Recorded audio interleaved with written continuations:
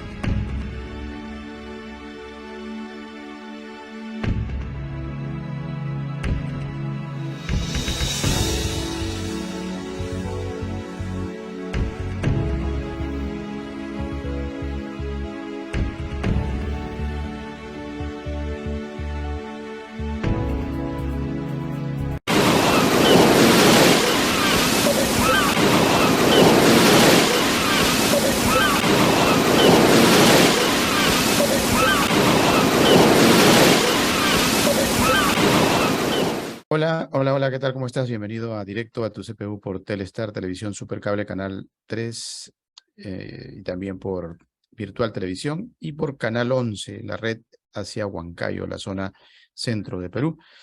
Como de costumbre, pues estamos en tu programa Directo a tu CPU enlazados con alguna parte del mundo. En esta ocasión nos toca el área del Caribe.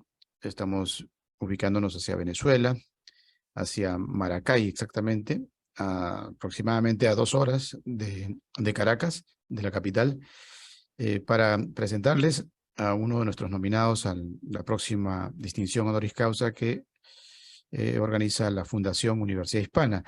Él es el doctor José Gregorio Guevara Medina, quien tiene estudios de Derecho en la Universidad Santa María de Caracas. También tiene algunas especializaciones, por ejemplo, en Derecho Penal en la Universidad de Carabobo, en la Universidad Latinoamericana y del Caribe, en la Universidad Nacional Experimental Rómulo Gallegos y en la Universidad Latinoamericana y del Caribe también en Derecho Internacional y Derechos Humanos. Bien, dentro de lo más importante para nuestra audiencia, pues es saber cómo está la hermana República de Venezuela en estos inicios del 2023. ¿Qué horizontes se ven a futuro, doctor? Sabemos que usted no lee cartas ni tampoco es agorero, pero creo que sí tiene una visión de lo que podría acontecer próximamente, si es que van a haber algunas variables, al menos en materias básicas, ¿no? De subsistencia, de volver de repente a florecer en la economía, ¿no? De emergencia, que a veces nos llegan noticias pues bastante alarmantes, ¿no?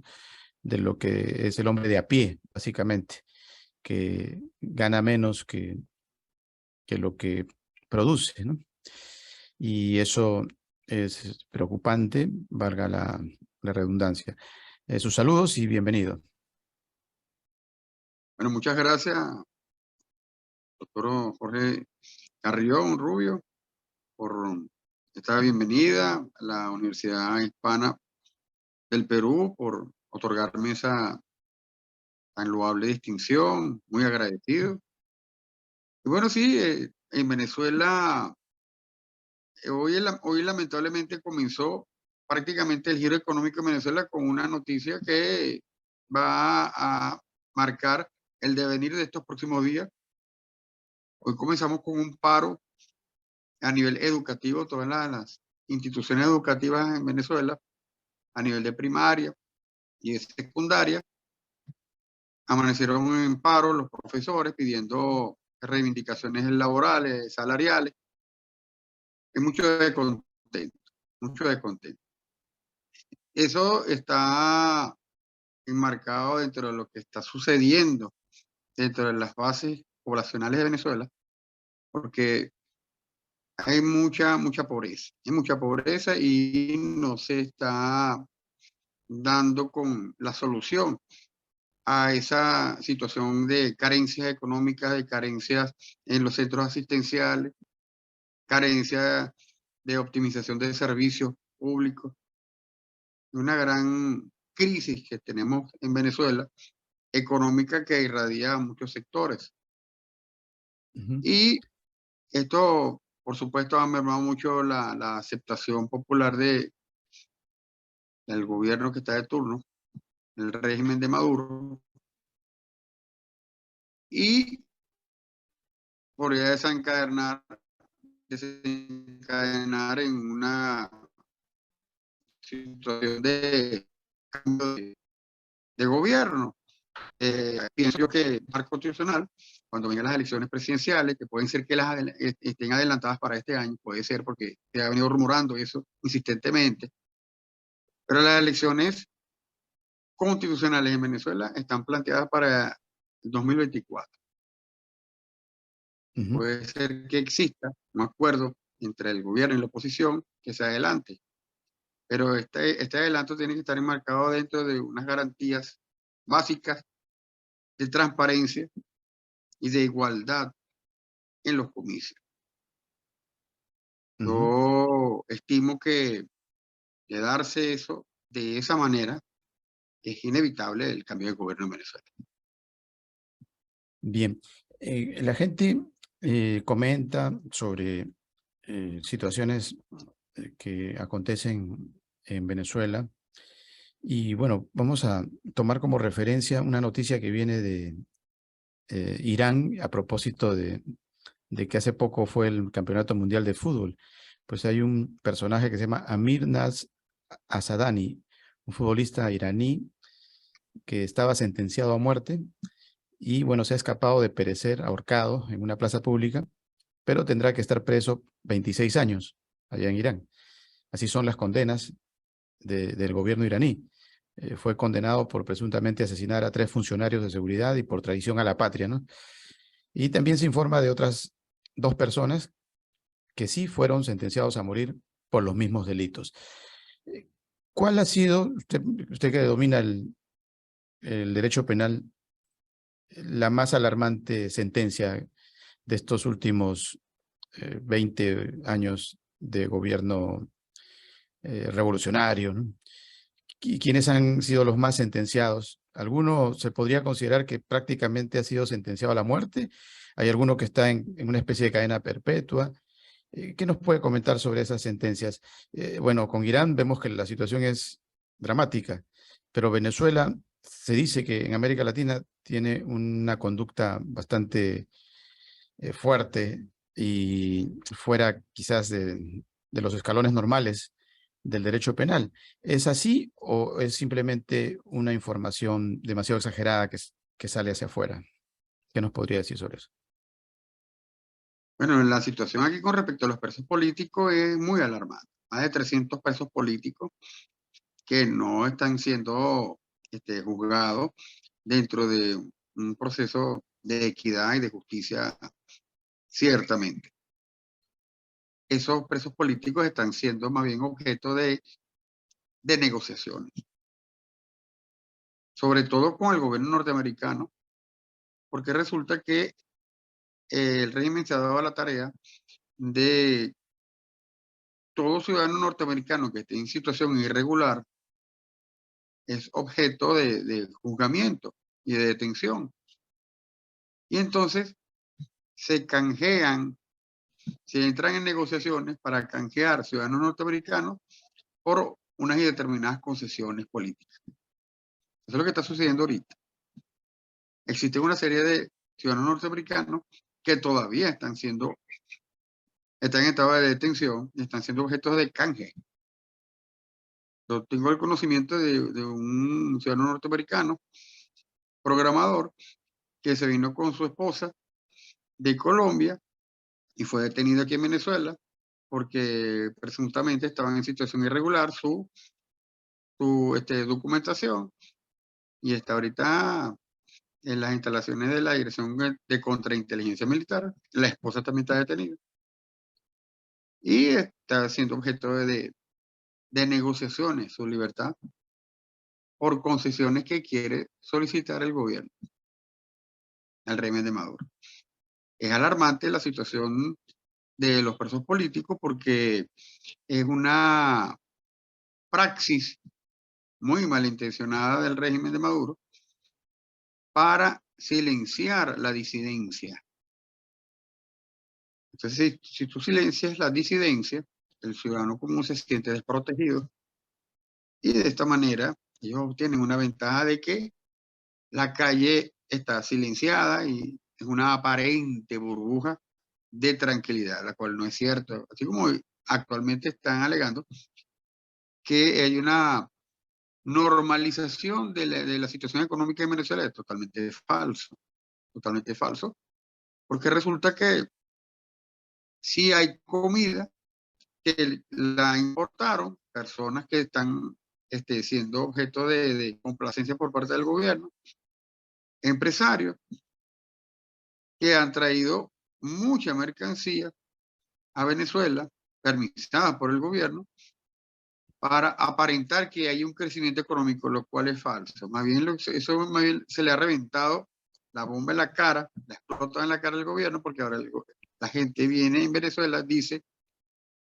sí, el problema que tenemos nosotros es porque hay un supuesto bloqueo por parte de Estados Unidos y la Unión Europea. ¿Cómo es posible que existan una serie de bodegones que le llaman unos supermercados que son muy grandes? Aquí en Venezuela le llaman bodegones, que tienen toda clase de comida de muy buena calidad, pero que no está al alcance económico del ciudadano común. Entonces, ¿cómo llega esa mercancía a Venezuela si supuestamente está en un bloqueo? Entonces, el ciudadano común actualmente está muy molesto por esa situación porque el diciembre pasado, el mes de diciembre pasado, fue muy, muy rudo para el venezolano común, para el ciudadano que tiene un ingreso mensual de aproximadamente entre 6 y 7 dólares mensuales, su sueldo mínimo. Con eso no se puede subsistir en ningún lado. Los funcionarios públicos tienen esos sueldos. Y lamentablemente, y es penoso tener que decirlo, lo que eso hace es propiciar la corrupción en el ciudadano común, que le pide dádivas, le piden, como ellos mismos dicen, autogestiónate. Le sugieren al funcionario. La autogestión es pedirle a las personas que tienen que acudir a esas instituciones públicas, pedirle colaboración o pedirle dinero para poder cumplirle con su función pública. Y todo eso está tasado en dólares, no en bolívares digitales ni bolívares soberanos. Todo lo piden en dólares. Es lo que está pasando ahorita aquí en Venezuela. Nosotros estamos en una suerte de bomba de tiempo, muy ¿Y, silenciada por el gobierno, por supuesto. y qué dice la ley básicamente? Por ejemplo, hay cadena perpetua. ¿Cuáles son la parte ya eminentemente legal, ¿no? De todos los que están presos, por ejemplo, políticamente? ¿Hasta cuánto tiempo cuál es el más antiguo de repente preso que se pueda tener? ¿Cuántos años ya lleva preso? Y qué se puede hacer, y si ya se hicieron los intentos, por ejemplo, a nivel internacional, pero más allá de eso, ¿qué otras salidas pueden haber si es que eso no cambia? Sí, la pena máxima que existe en Venezuela, la pena máxima que existe en Venezuela es de 30 años. No se puede pagar más de 30 años de cárcel. No hay cadena perpetua. No existe cadena perpetua. Los convenios internacionales que nosotros hemos suscrito impiden eso. Ujú. ni la pena de muerte tampoco, pero esto se está haciendo prácticamente, de hecho, es unas penas fácticas que están. No debemos olvidar el caso del general Baduel, que fue ministro de la Defensa de Hugo Chávez Frías, que Que se murió en enfrentó, cautiverio, ¿no? murió en cautiverio, por supuesto, Ujú. y mucha gente ha muerto en cautiverio. Ajá. ¿Y qué ha sido Un- de la vida, por ejemplo, del famoso eh, Lucas Rincón, ¿no? Que lo nombraron embajador, creo, y que fue aquel que dijo que le había pedido la renuncia y no le la cual pidió, aceptó. la cual aceptó, ¿no? Que fue del general que se pensaba que en algún momento podía de repente él recuperar en algún momento la democracia que se había extraviado, ¿no? En aquel momento inicial En ese con el momento fue comandante una Chávez. ilusión, se subió la expectativa, Ujú. inclusive la expectativa con Baduel, que estaba en ese momento coqueteando con el gobierno y con la oposición, pero se inclinó a lo último con el gobierno y mira lo que le pasó. Bueno, que no Mm. respeta valores ni ¿Y, disidencias. y Lucas Y Rincón? Lucas Rincón Romero, él lo nombraron embajador en Europa, en Portugal, Y se quedó por allá. y después se quedó por allá, claro, ese no vuelve para acá. Y, Yo bueno, lo conozco a él muy bien porque él fue comandante de pelotón mío cuando yo estuve una vez, yo estuve en el ejército antes de estudiar Derecho, yo estuve en el ahí, ejército y lo conocí a todos. claro, claro. Y ¿Tuvo él la era una suerte, persona, tuvo la sí, una suerte persona, o la mala suerte de conocer de repente a los más cercanos o al propio comandante Chávez? a toditos los conocí porque cuando yo estaba en la academia militar, yo era cadete, Chávez era teniente. Ujú, Y Arias Cárdenas era teniente. Y el actual ministro de la Defensa, compañero mío en ese entonces, Vladimir Padrino López. ujú, Yo lo conozco todo, pero yo decidí abrazar la carrera de Derecho, ujú. porque en realidad era lo que yo quería. Yo Claro. pensé que iba a defender al pueblo venezolano cuando yo me encontré, no, esto no era lo que yo quería. De verdad lo Mm, que yo quería era justicia, igualdad, respeto al ciudadano. Y abracé la carrera de la justicia, la carrera del derecho.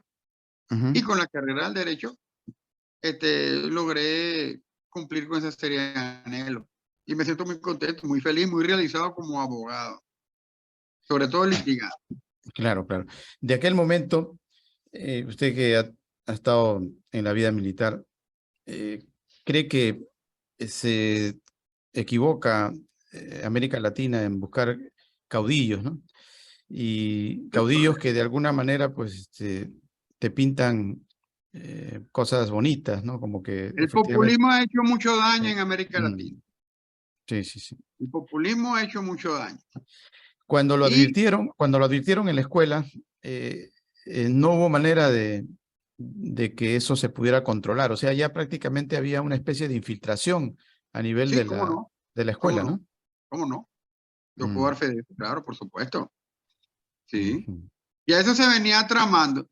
No debemos olvidar que en los años 60, la guerrilla, 60 y 70, la izquierda y la ultraizquierda en América Latina apostaba por una salida armada y ujú. se dieron cuenta que no, ese objetivo no se iba a lograr por esa vía. ¿Qué hicieron? Empezaron a penetrar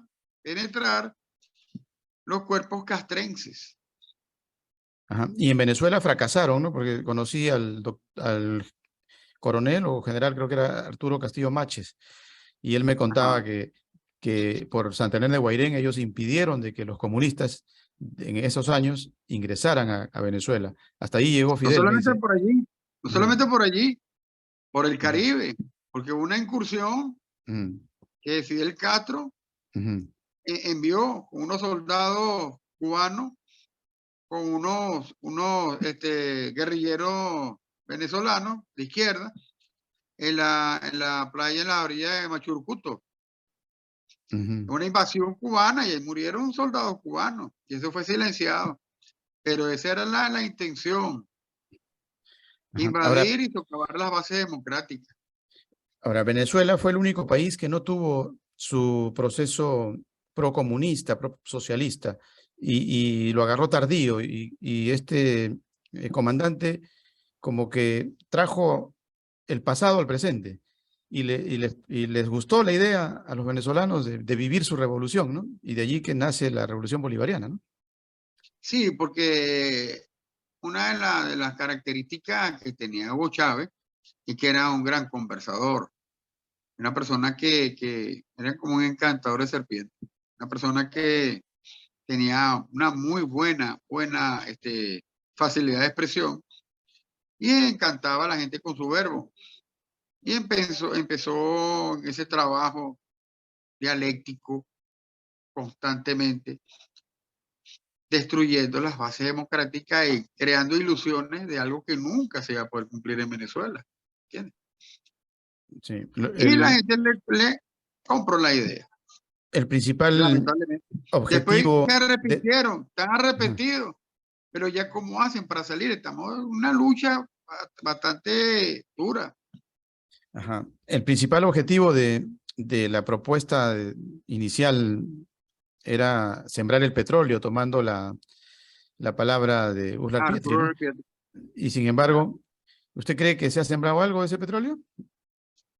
Sí, bueno, sí, yo creo que se ha sembrado, pero en las arcas particulares y personales de los altos personeros. Pero para el No pueblo en el nada, pueblo ¿no? venezolano, no en el Mm. país, porque aquí se puede ver, se puede evidenciar que no ha habido una correspondencia con esos altísimos ingresos petroleros que tuvo Venezuela cuando la administración de Hugo Chávez. No hay correspondencia, no se invirtió, el dinero se dilapidó, pasaron a formar parte de las arcas personeras y lamentablemente se perdió una gran oportunidad histórica en Venezuela, una muy valiosa oportunidad que no se pudo aprovechar, lamentablemente, porque estas personas no estaban preparadas para eso.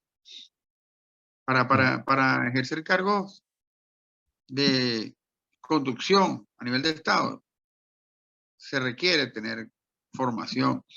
Y si no tienes formación, debes apoyarte en personas que sí la tienen, para que les dé respuesta a los desafíos de los diferentes aspectos económicos, políticos, sociales, culturales de determinados países.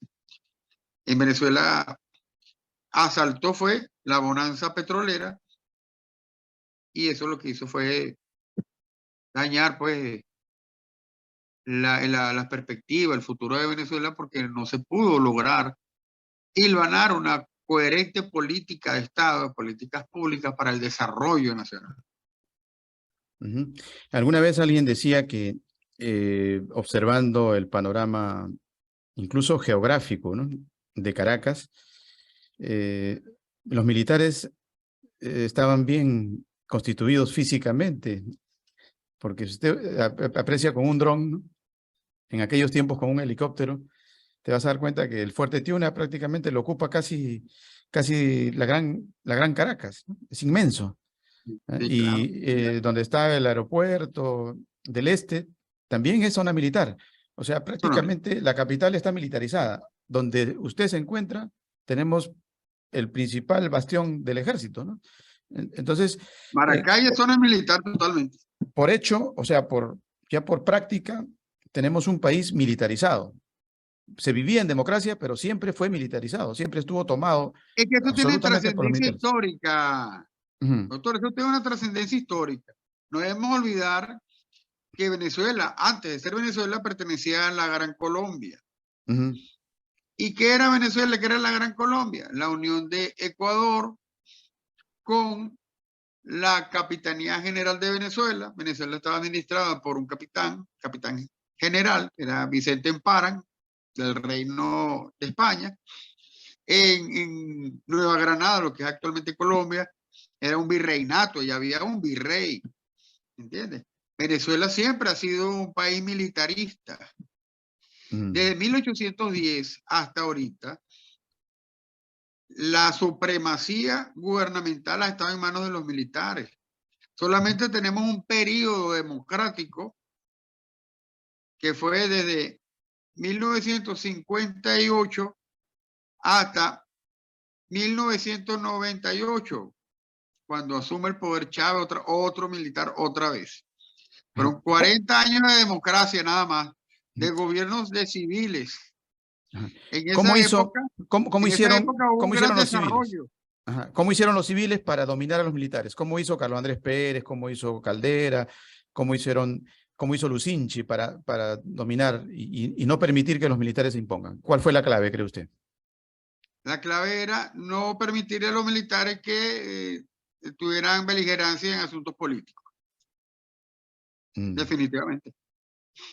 Los ¿Y cómo militares no votaban. pero cómo lo Por lograron? cambio. ¿Cómo lo lograron? ¿Cómo cree que, por Un qué cree que? acuerdo. Eso es lo que se denomina históricamente como el pacto de punto fijo. Un acuerdo básico entre todas las fuerzas políticas en Venezuela para diseñar un plan de desarrollo común, básico, plan de la nación, para poder coexistir y poder enrumbar al país hacia una democracia plena, representativa. Pero eso se fracturó por una serie de eventos que fueron coincidentes. Por ejemplo, la hegemonía que tenía Acción Democrática de cuando Carlos Andrés Pérez ya venía de un gobierno de Lucinchi, 5 años, con Carlos Andrés Pérez que gana la presidencia, hubiese sido 10 años de gobierno de Acción Democrática, ¿entiendes? Y las fuerzas políticas que adversaban el gobierno de turno empezaron a socavar la base, no se estaban dando cuenta que destruyendo la imagen del gobierno estaban destruyendo era la imagen del sistema democrático. Y eso lo aprovechó la ultraizquierda, que estaba agazapada, que estaba de bajo perfil, trabajando, socavando las bases para irrumpir. No tenían a una persona que liderara eso, pero surgió de la noche a la mañana Hugo Chávez Frías, y con eso ellos lograron tomar el poder. Pero en Venezuela sí fue retardado. En América Latina vemos el gran auge de gobiernos de facto, gobiernos militaristas, producto de golpes de Estado.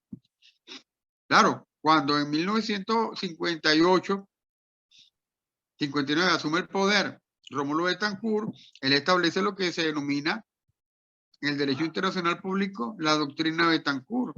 No establecemos relaciones con gobiernos que sean de facto, que no hayan sido electos por voluntad popular, con una especial referencia a Cuba, ¿entiendes? Porque ya él vislumbraba a Cuba como una amenaza en sus pretensiones, porque siempre Cuba tuvo la intención de ponerse de las bondades económicas de Venezuela. Y con Betancourt no lo lograba, empezó a financiar entonces la ultraizquierda. Y empezó así a socavar paulatinamente las bases democráticas.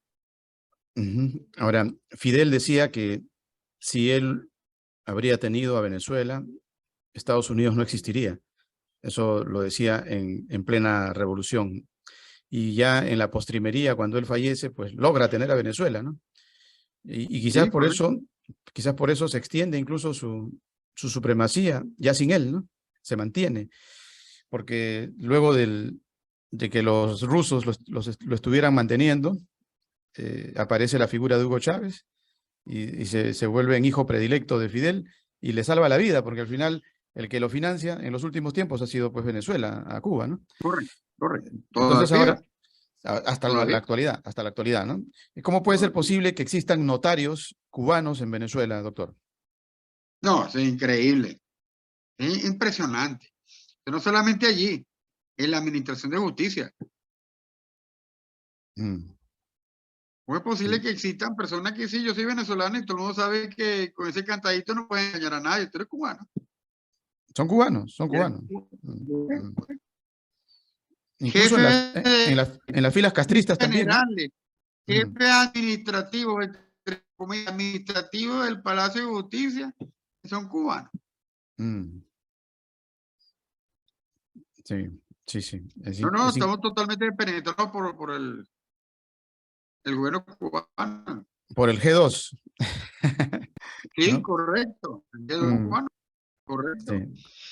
Ahora, Totalmente controlado. Ahorita venía de la Inspectoría del Trabajo, porque hoy amanecieron despedidos un gran número de trabajadores de diferentes dependencias públicas y haciendo la cola para que le tomaran la denuncia que iban a interponer. Mire, me votaron injustificadamente, quiero ampararme. Lo primero que le dijeron es: nosotros no le garantizamos que el día de hoy lo vayamos a atender. Y por otro lado, estaban pasando por el frente un desfile de policías motorizados, policías, observando a ver si en realidad iba a haber alguna situación de aire escaldeado por ese grupo de personas que allí. ¿Y qué hicieron la gente cuando vieron que llegaron los policías? Todo el mundo callaba la boca. mm, Así es el actual Venezuela. sí. Ahora, No se hay, respetan los derechos. hay gente que de las nuevas generaciones en especial, ¿no? Que se mantienen un poco con la idea de que la culpa es de Maduro y lo salvan de alguna manera a Chávez. Pero creemos que todo esto nace con ese inicio ya inmanejable, incluso en su agonía de Chávez, que creo que si él hubiese continuado vivo, pues era irreversible. La hiperinflación, la devaluación de la moneda, era incontrolable. Sí, Y la ni, arruga la ni corrió, Maduro, pero ya ¿usted no qué se podía diría? correr Claro, más. claro. Esa arruga no se podía correr más. Sí. ¿Usted qué dice? ¿Se salvan Chávez o ambos, tanto Maduro como Chávez, No, estaban no, no. totalmente No, equivocados? no. La historia es implacable. La Mm, historia siempre va a decir la verdad. Tú mm, puedes engañar un día, 2 días, pero no todo el tiempo. mm, No, no, es imposible. La historia lo va a reseñar. Es la gran farsa política del siglo XX, de final del mm, siglo XX y principio del siglo XXI. La mm, revolución socialista venezolana. Una gran farsa. Ellos mismos tampoco se lo creen. Yo conozco mm, mucha gente personera del gobierno. Me dice: bien, yo estoy aquí porque estoy trabajando y tengo que subsistir. Y si me mm, rebelo, me meten preso. Pero yo no creo en mm, esto. Y a ellos mismos, dentro de las bases, dentro de sus mm, cuadros, no aguantan una revisión popular de elecciones libres. No la resisten. Ahorita no la resisten. ujú. La derrota sería demoledora. Sí, ahora, otro dato básico también para entender el caso venezolano es que el mayor empleador en Venezuela siempre ha sido el Estado, ¿no? En tiempos de Carlos Andrés Pérez, por ejemplo, eh, ¿por qué Acción Democrática creció tanto, ¿no? Tú te ibas al último rincón de Venezuela y eran adecos, acción ¿Sí? democratistas, ¿no? Entonces, el que llegaba al poder, ¿qué hacía? Pues tenía un gobierno popular. Su intención tenía que ser esa. Y la mejor forma de consolidarlo, pues es simplemente constituyéndote en el mayor empleador, el Estado, ¿no? El monstruo que daba trabajo absolutamente a todos. Entonces, cuando habían elecciones, pues como si fuera una jauría, iban a votar por Acción Democrática, ¿no? Luego entra la figura de la revolución con el comandante Chávez y pasa lo mismo, ¿no? O sea, simplemente se convierte en el manejador del aparato estatal y con eso tiene pues ya prácticamente la sartén por el mango, ¿no? Y eso no ha cambiado, ¿no? Sigue siendo el monstruo el Estado y ahora creo que con mayor relevancia, El ¿no? Estado, sí, Ujú, por supuesto, un Estado totalmente atrofiado que no puede dar respuesta ni a las personas que está obligado a darle respuesta por bienes y servicios. No le puede dar respuesta en el sector educativo, no puede dar respuesta en el nivel asistencial, en el sector salud, y así, múltiples aspectos, lamentablemente, porque como está hiperatrofiado, demasiado grande, con esa política populista de que el Estado es el defensor de los desposeídos que está luchando en contra del poderoso. En Venezuela ya no es poderoso y lo único poderoso que hay ya son visiblemente determinados, que son las personas que son afectas al gobierno, que tienen bodegones, que tienen empresas, grandes consorcios, y Ujú. que son afectos al gobierno. Ahora, estos personajes que tienen esos bodegones son personas que se han visto impedidas de invertir o de poner su dinero en el exterior, porque recuerde usted que su dinero de pronto fue confiscado por el gobierno norteamericano. Entonces, en su desesperación de no saber a dónde colocar ese dinero, pues han tenido que reinvertirlo en Venezuela, ¿no? No les ha quedado otra alternativa. Por supuesto. Tampoco es que ellos lo hayan Y hecho porque, porque el quieran mucho gobierno le ha Venezuela. dado a ellos apoyo. Ajá. Mm. El gobierno le ha dado apoyo y le ha exonerado la importación de productos. Mayoritariamente, ¿de dónde vienen los productos? De Turquía, países árabes, de Irán. Otra vez estaba viendo una publicidad de un producto, de una pasta de tomate, y colocaban hasta la bandera de Italia. Y pasata, decía. Todo daba la sensación de que era italiano. Y cuando tú ves de dónde es el producto, Turquía. ¿Entiendes? Sí. Ahora, Irán. hay Todos esos gente, países que son afectados al gobierno. sí, hay gente de las huestes del gobierno, ¿no? Jóvenes en especial, hijos de los que ya comienzan a irse en fila india, ¿no? Y dicen que sus padres están ya con ganas de que esto reviente y que puedan disfrutar de sus yates, de su vida cómoda, de su vida burguesa. Y no lo pueden hacer porque tienen que estar con el proceso, ¿no? Por ejemplo, hay gente que vive todavía en la zona de Capuchinos, por ahí por Caracas, zona pobre, y le digo, oye, ¿por qué no te mudas? Y me dice, no, si tenemos una casa en el este, pero no podemos mudarnos porque mi papá dice que no podemos hacerlo. Se van a dar cuenta de que no muestra sus yates, muestra sus motos del año, pero no lo puedo usar. Y mi papá está harto, dice. Tu Ferrari. Sí, su Ferrari. Y él dice que de una vez esto termine para poder disfrutar lo que tienen, ¿no? Y efectivamente, porque él está viejo y en cualquier momento se Pero puede ir de este mundo tampoco sin va a ser disfrutar su así. riqueza. ¿Ah? ¿Qué le parece esa figura? Pero tampoco va a poder ser así. Mm, Esa es una ilusión de ellos. Ellos quisieran, mira, que termine esta revolución para que llegue la normalidad política en Venezuela y yo pasar desapercibido y disfrutar mi dinero como yo quisiera en el exterior o en Venezuela, o me voy a un sitio donde no me puedan perseguir, pero eso va a ser imposible. Es sí, imposible, porque ese dinero mal habido. sí, Y todo sí, eso va de regreso al Estado venezolano, ¿entiendes? sí. Y la historia, como yo le dije, la historia es implacable. Podrás engañar un día, 2 días, pero no todo el tiempo. Al Ujú. final te van a dar cuenta, mire, señor, ¿dónde está?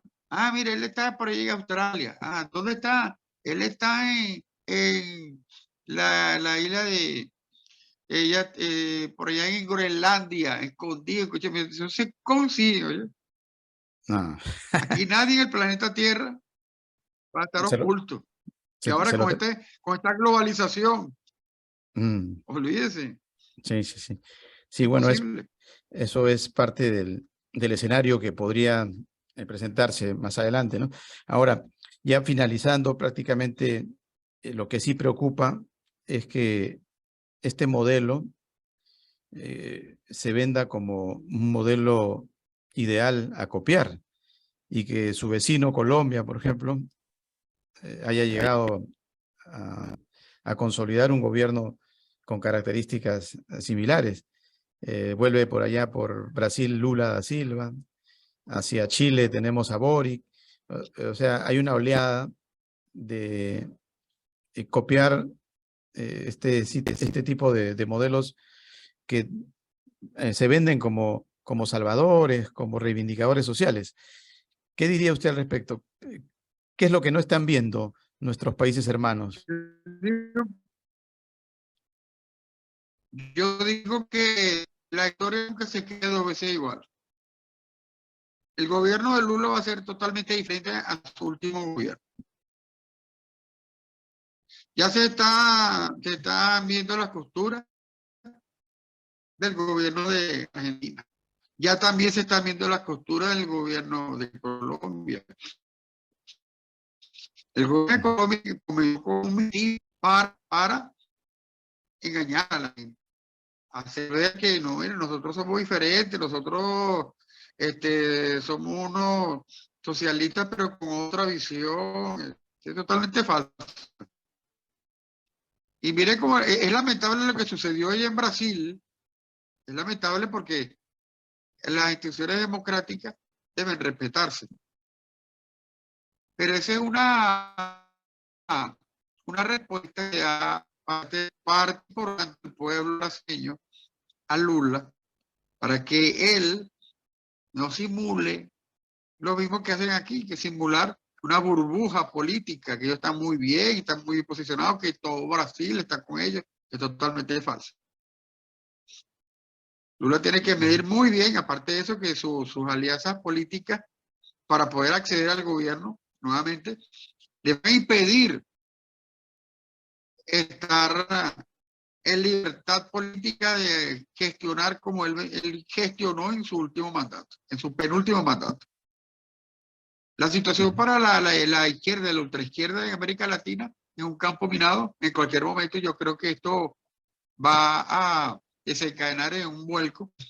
Y si en Venezuela logramos ese vuelco que tanto anhela el pueblo venezolano, puede tener la seguridad que Venezuela, como ventana de América del Sur, de América Latina, va a marcar pauta y va a desencadenar en un cambio político, un giro político de todos los países de América Latina, en especial América del Sur, con un efecto bola de nieve, un efecto dominó. Todo se va a desencadenar. Sí, bueno, eso es lo que se aspira, al menos dentro de lo que se aprecia en Venezuela, que cada vez lo vemos con una especie de callejón sin salida. Pero a propósito de esa salida, se dice que el gobierno de Maduro, pues a pesar de ser ilegítimo, también se tiene a la contraparte un gobierno alterno que no ejerce funciones. En algún momento, efectivamente, ese gobierno alterno, vendido hacia afuera, de Guaidó, ¿llegó a ser gobierno, usted cree? ¿O eso simplemente fue también otro de los errores políticos de los últimos tiempos en Venezuela? Yo creo que la gestión de Guaidó tuvo muchas amenazas por muchos lados. Primero porque tuvo muy buenas intenciones y él trató de despertar al pueblo y lamentablemente el pueblo no lo acompañó como se esperaba. Si el pueblo lo hubiese acompañado, la historia hubiese sido otra, pero no es fácil luchar con un gobierno que tiene todas las armas, que es inicialmente para defender a la nación, para defender al pueblo venezolano, y que desempeñe las armas para más bien atacar al pueblo venezolano. No puede salir un ciudadano común a la calle con un cuchillo de cocina cuando a ti te están apuntando con una Kalashnikov. Y eso es lo que pasó. Y esa situación de desgaste, hubo muy buena iniciativa y al principio logró poner entre las cuerdas a Maduro. Pero cuando tú tienes todo el aparato represivo del Estado, al final eso socava mucho. Y existen lamentablemente una serie de personas que son negociadores, mercenarios políticos, que hay también en la oposición, que se prestaron para ese juego, todavía están allí, le llaman los alacranes, aquí en Venezuela. Que lo que hicieron fue deteriorar la imagen de la oposición, porque es lo que hacía el gobierno. Mire cómo la oposición está peleando. Por un lado él se cuadraba cuadraba a estas personas dándole dádivas y dinero, los compraba y después se los tiraba a los leones. Mire cómo están peleando con usted, mire cómo están, mire la oposición totalmente dividida para crear esa burbuja de opinión en el ciudadano común, en que decía el ciudadano común está viendo, por eso es que yo no voto, para desalentar al venezolano. Es lamentable, pero es una situación que se presentó en Venezuela y se sigue presentando.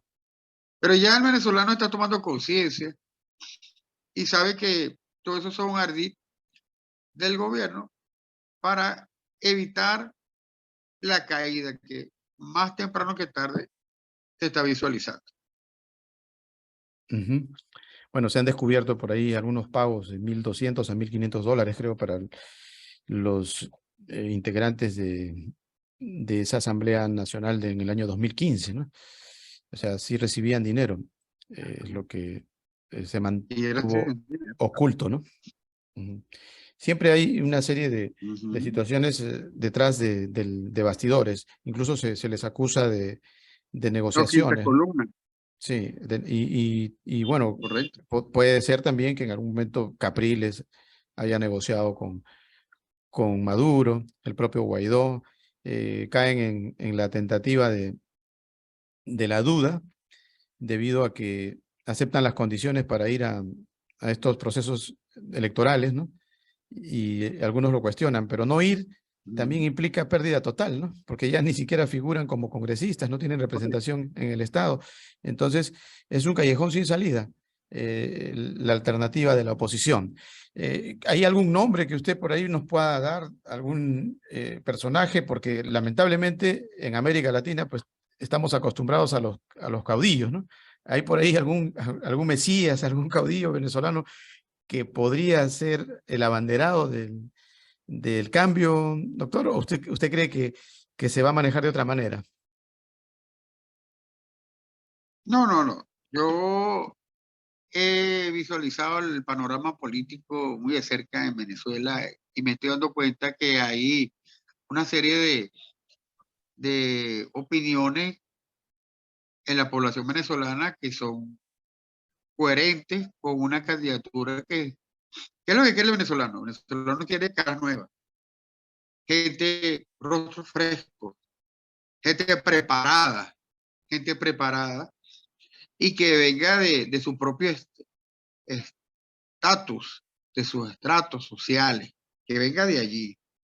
Hay una persona del Partido de Acción Democrática que se llama Carlos Prosperi, que es un muchacho, más o menos así como la edad de Guaidó, muy preparado y que viene subiendo las encuestas. ¿Sí? Viene subiendo las encuestas y está apoyado por el ala de Acción Democrática que está en resistencia. No los alacranes, sino la Acción Democrática auténtica. Hay que seguir la pista a ese muchacho porque está subiendo las encuestas y ya empezaron a torpedearlo, ya empezaron a colocarles barricadas políticas, barricadas, trampas y cualquier cantidad de obstáculos porque viene subiendo las encuestas. ¿Sí? Hay que seguir en la pista a ese muchacho porque yo lo veo, desde mi punto de vista, lo veo como es el fenómeno electoral, el potencial fenómeno electoral venezolano.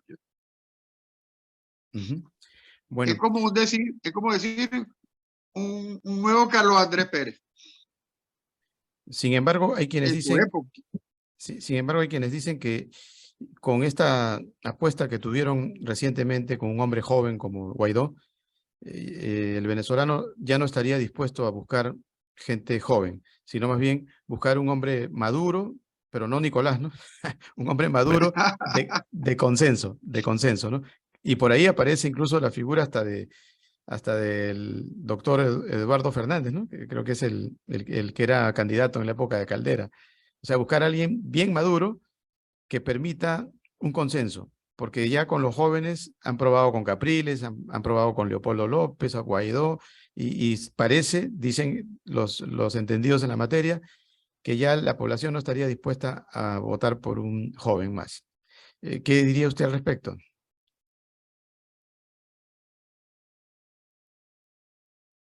Yo respeto tu opinión, pero yo no la comparto, no creo, porque yo escucho mucho a la gente. Yo siempre me desempeño en la parte populares, en las Ujú, zonas populares en Venezuela. Y cuando salgo de actividad académica y me doy cuenta que no es así. No, nunca va a dejar a jóvenes por apoyar a una persona mayor. No creo, no creo. Pero Fernández, menos, porque viene de un bajo muy fuerte, porque él está estudiando así como adulto. ¿Sí? Y eso cayó mal a la primera. Sabe que es así. Y creo que siempre el venezolano va a apostar a la nueva cara. Es lo que yo estoy visualizando, lo que yo estoy viendo. Siempre. Es la bien. tendencia de la sociedad venezolana, pero la sociedad es muy joven. Ujú. Bien, bien. Bien, doctor, bueno, Yo respeto ese criterio, pero no creo que sea así. sí, sí, bueno, es parte de los susurros que a veces salen a nivel internacional, ¿no? De propia versión de la gente que anda también un poco cansada por estas figuras jóvenes que últimamente pues no han dado la talla, dicen ellos, y hasta cierto punto pues no se ha logrado el objetivo, ¿no? Que es cambiar de régimen, ¿no? A un régimen un poco más a tono con los tiempos actuales, más El democrático. régimen. Ujú. Ahora, ya para finalizar, doctor, como esto es hacia Perú, usted Esta sabe que en Perú tenemos, oportunidad que no es aprovechando.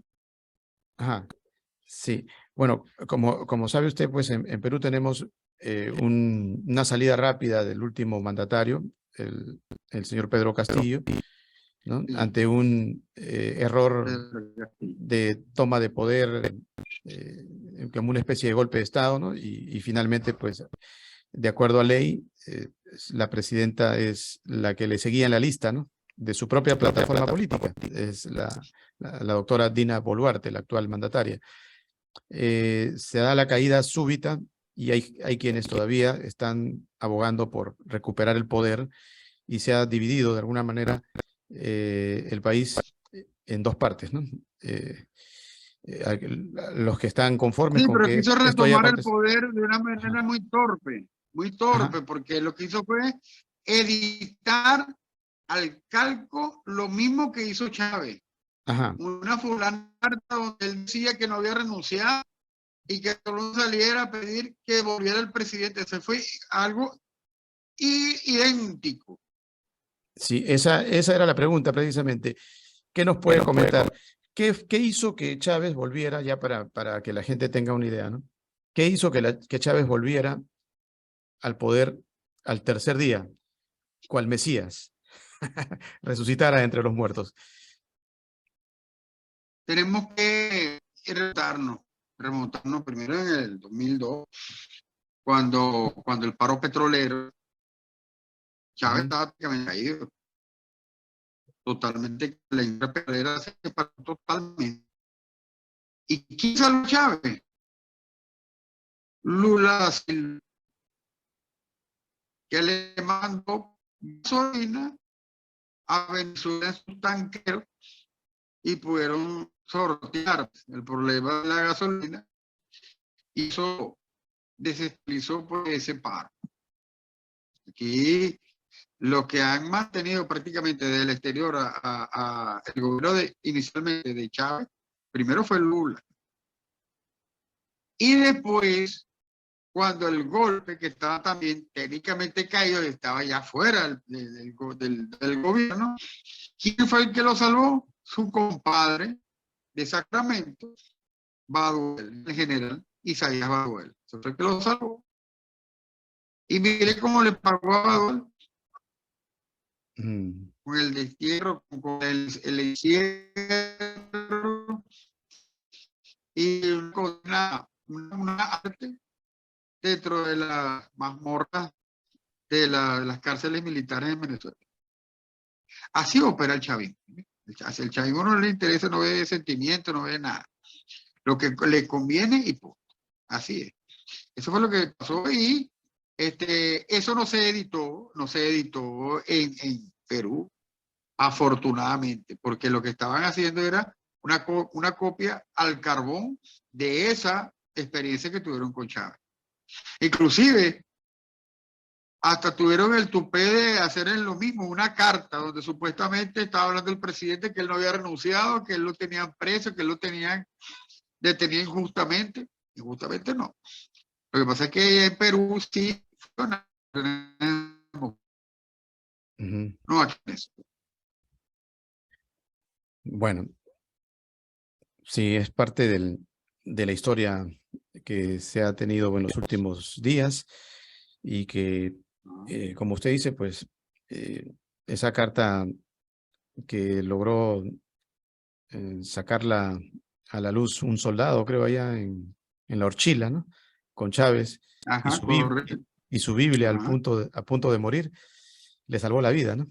Incluso el cardenal que lo acompañó, que lo fue a confesar, también al final fue encantado por el encantador de serpientes que era Chávez, ¿no? Y dijo, no, hay que perdonarle la vida. Y apareció cual ave fénix con su crucifijo a medianoche, allá en la madrugada, ¿no? Del día 13, Ajá. y volvió prácticamente al poder político venezolano, ¿no? Quizás la historia habría sido distinta, doctor. No estaríamos hablando ni de Maduro, ni de Guaidó, ni de ninguno de estos personajes, ¿no? Si es que aquella... Yo creo porque en Venezuela se ha perdido mucho potencial de mucha gente preparada que la diáspora venezolana ha dado cuenta que están siendo exitosos porque su exitosa carrera profesional en tierras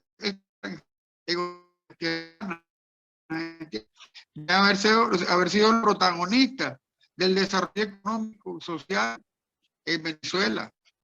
Pero ese desarrollo se les negó en su propia tierra. Así es. Por mezquindades políticas. Y bueno, la culpa fue de Pedro el Breve, Pedro Carmona Estanga, ¿no? Que se apresuraron en juramentarlo. Por supuesto. Sí. Correcto. ¿Qué ha sido de la vida de Pedro Carmona Estanga, ya para terminar? Ya seguramente que en Colombia. Se fue para Colombia y no volvió más. Bien. Volvió. Se queda por allá. Claro, ya pasó a la historia como Pedro el Breve. Bueno, doctor. Correcto. Un placer conversar con usted y vamos a tenerlo más adelante para seguir indagando más sobre la actualidad venezolana, latinoamericana en general, y lo más importante, ¿no? Sobre ese historial que la gente desconoce y que es necesario que la demos a conocer, ¿no? Porque la gente cree que todo fue una revolución bonita y justiciera, y los entretelones pues te dan a conocer la otra cara de la medalla, ¿no? Su despedida, doctor. La verdadera cara, el verdadero rostro, por supuesto. Bien, le agradecemos su despedida. Estamos a la orden, siempre a la universidad, a usted, gracias por esta atención que tuvieron para mi persona, y siempre a la orden para hablar sobre la actualidad internacional y también la situación política de Venezuela. No falta más. Estamos a la... Bien, gracias. Un saludo a toda mi hija allá de Perú. Tengo grandes amigos allá en Perú. Y bueno, siempre aquí en Venezuela es cálida por su gente. Aquí en Venezuela hay gente cálida también. Claro.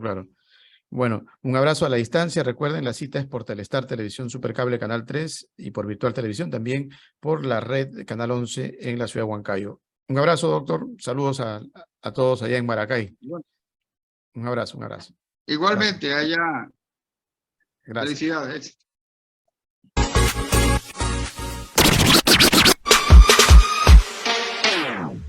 Talking shit about me, bitch, you think I really care? I've been grinding hard for all this shit, now you wanna compare? Use a free TV go, never quit, fuck your bitch. Everyone in the next fucking money, this music is.